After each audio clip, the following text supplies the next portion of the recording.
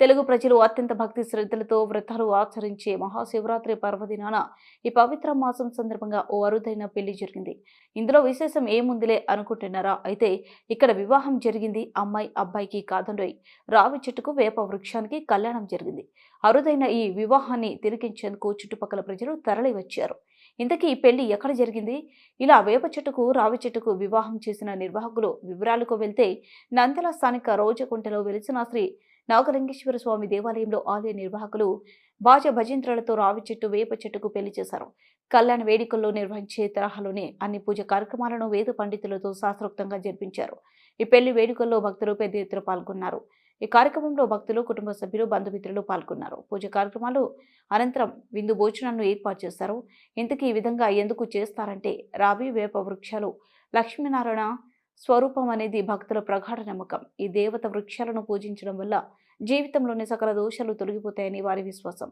దీంతో పాటు ఇలా చేయడం వల్ల సకల శుభాలు కలుగుతాయని వారు నమ్ముతారు. అందువలన రావి చెట్టుకు వేప చెట్టుకు పెళ్లి చేశారు.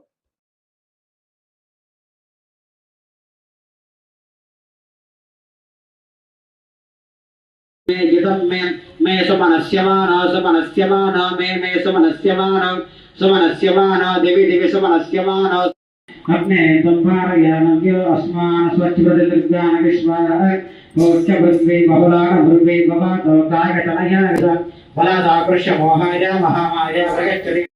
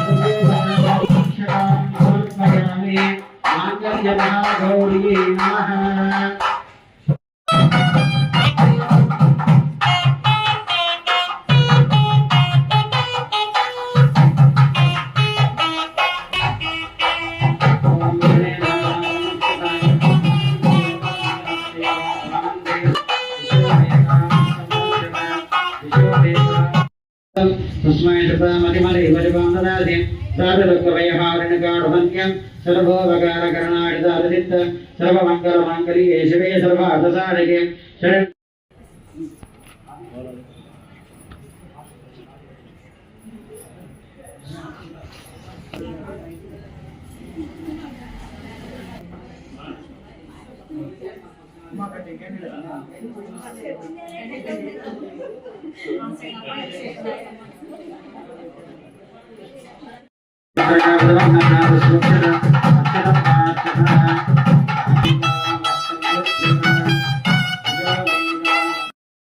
गुरुभ्यो नमः। हरिः ओम्। कल्याणाद्भुत गात्राय कामितार्थ प्रदायिने श्रीमद्वेंकटनाथाय श्रीनिवासाय मंगलम।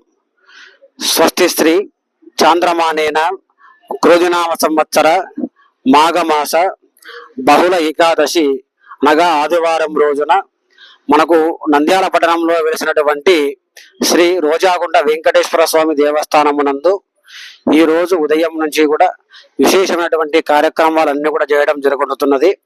కావున మాఘమాసంలో వచ్చేటువంటి ఈ చివరి ఆదివారం రోజున ఈ దేవస్థానమునందు యథావిధిగా ప్రతి సంవత్సరంలో అశ్వత్థనారాయణ కళ్యాణం చేయడం జరుగుతుంది.